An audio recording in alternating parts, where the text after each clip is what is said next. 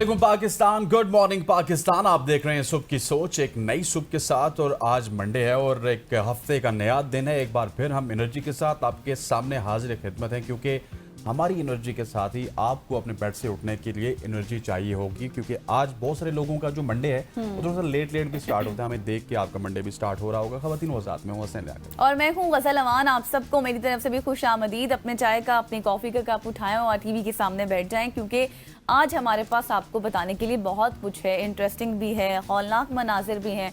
यकीनी तौर पर आज आपको बहुत इंफॉर्मेटिव लगने वाला है। बिल्कुल ऐसी। आप ये बताइए कि मुझे शक हो रहा है कि आज मेरे साथ गज़ल अशरफ नहीं है। क्यों?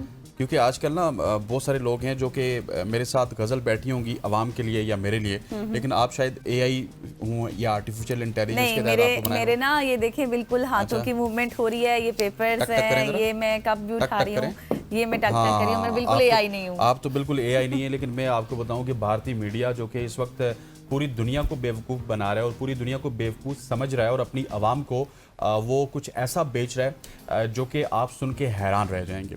आपको याद है 1-2 दिन पहले सदर ट्रंप की और सदर पुतिन की मुलाकात हुई और उस मुलाकात के चर्चे पूरी दुनिया में थे। लेकिन अब भारतीय मीडिया अपने जो चाहने वाले हैं या अपने व्यूअर्स हैं उनको ये बता रहा है कि ट्रंप तो गए थे, लेकिन जो पुतिन हैं वो शायद एआई से बने हुए थे और वो असल पुतिन नहीं थे जिनकी उनके साथ मुलाकात हुई है। ये भारतीय मीडिया कह रहा है, जिसके ऊपर इस वक्त पूरी दुनिया हंस रही है। तो ये इंडिया वाले क्या कर रहे हैं? वहाँ पे बैठे तमाम तर जर्नलिस्ट पागल थे, पूरी दुनिया का मीडिया पागल था, डोनाल्ड ट्रंप पागल था। सिर्फ अगर अकल है किसी में तो वो इंडिया वाले, सिर्फ इंडिया वाले हैं। और इंडिया वाले के जो सहाफ़ी हैं, जो एंकर्स हैं, उन्हीं को सिर्फ अक्ल है और किसी। इसी तरह ये पहलगाम इंसिडेंट भी करवाया था। इसी तरह उन्होंने कराया था। बताने का मकसद ये है, तो हमने भी आपको बता दिया कि हम लोग एआई नहीं है, बल्कि हम लोग बिल्कुल रियल एंकर्स आपके सामने बैठे हुए हैं।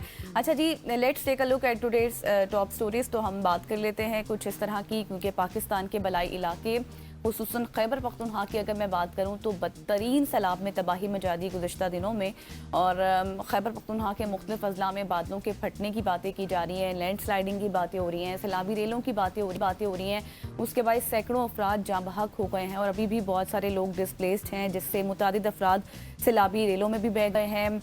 जैसे मैंने पहले कहा कि वो लापता भी हैं, फिर इसके साथ साथ मुतादिद मकानात हो गया, दुकानें हो गई, घर हो गए लोगों के, वो मुनहदम हो गए हैं। फिर मुतादिद सैलाब की नज़र भी हो गए हैं। और अभी मैं आपको बताऊं कि बहुत से सैलाब मुतासरीन अभी इस ख़तरे से नहीं निकले थे कि एक और NDMA ने ख़तरे की घंटी दे दी है, जिसमें 3 स्पेल्स की बात की जा रही है। आगे चलकर हम सेगमेंट में इसको पूरा डिस्कस भी करने वाले हैं, तमाम रिपोर्टर से बात भी करेंगे।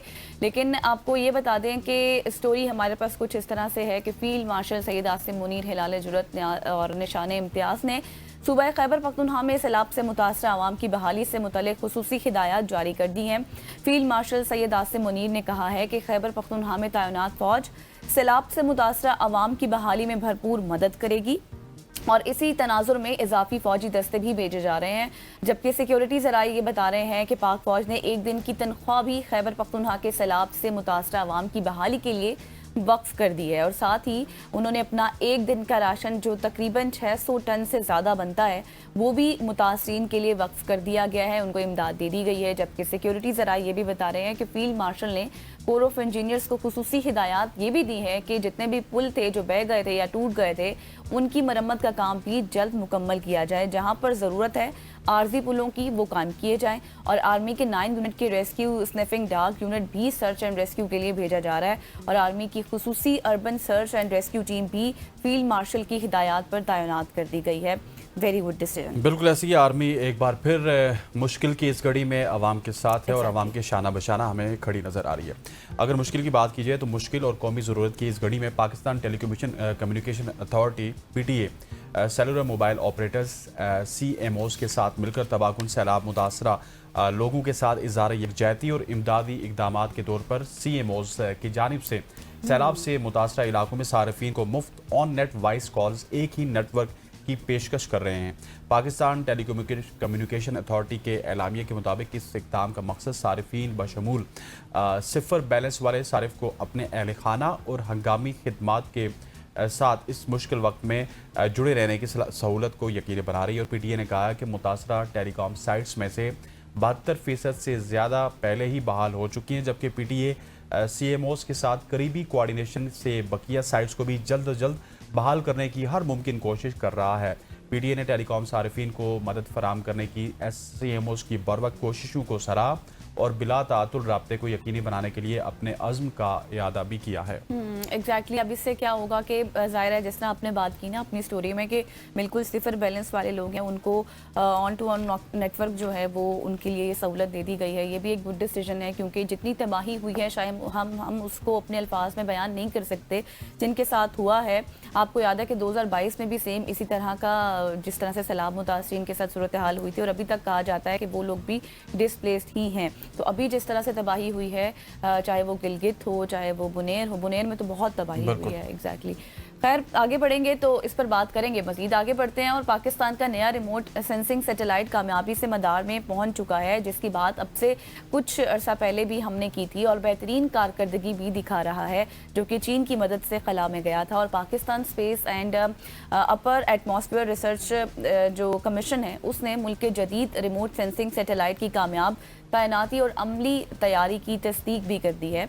31 जुलाई 2025 को ये सैटेलाइट चीन के जिचांग सैटेलाइट लॉन्च सेंटर XSLC से भेजा गया था और कामयाब लॉन्च के बाद सैटेलाइट ने ग्राउंड स्टेशंस के साथ मुस्तहकम राबता कायम कर लिया है और हाई रेजोल्यूशन तस्वीर हासिल करके ज़मीन पर भेजना भी शुरू कर दिए जिससे मुख्तलिफ कौमी शोबों के लिए डेटा की दस्तयाबी भी मुमकिन हो सकेगी।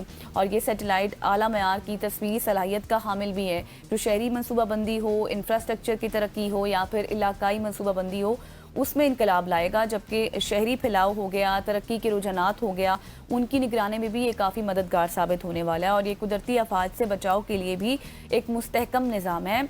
और इसके साथ साथ सैलाब ज़मीन के जो आपको पता है कि जो ज़मीन घिस जाती है या फिर जो ज़लज़ले आते हैं और दीगर जो ख़तरात जैसे कि अभी क्लाइमेट क्राइसिस चल रहा है आप देख रहे हैं तो उसके हवाले से भी बर वक्त डेटा की फरहमी यकीनी बना सकेगा। और फिर सैटेलाइट माहौलियाती तहफ़्फ़ुज़ में भी काफ़ी अहम किरदार अदा करने जा रहा है जैसे कि ग्लेशियर्स का पिघलना हो, फिर जंगलात की कटाई एक बहुत बड़ा मसला है, फिर माहौलियाती जो तब्दीली है उसके जो हमें इशारे मिल रहे हैं, फिर सैटेलाइट ज़राअत की पैदावार को भी बेहतर बनाने में काफ़ी मददगार साबित होने वाला है। बिल्कुल ऐसी है जिस तरह गज़ल ने आपको बताया, ये पाकिस्तान की एक बहुत बड़ी कामयाबी थी जो पाकिस्तान ने चीन के साथ मिलकर अचीव की है। और पाकिस्तान और चीन का ये ताउन अगर इसी तरह से बरकरार रहा तो हम आगे आने वाले दिनों में कुछ और भी खबरें ऐसी हैं जो आपको बता सकते हैं। और स्पेशली हमारे जो पड़ोसी हैं उनको ये खबरें, पड़ोसी से मुराद इंडिया की बात कर रहा हूँ, उनको ये खबरें बहुत ही खटकती हैं और पाकिस्तान वैसे ही उनको खटकता है दिली अज़दा में कांटे की तरह।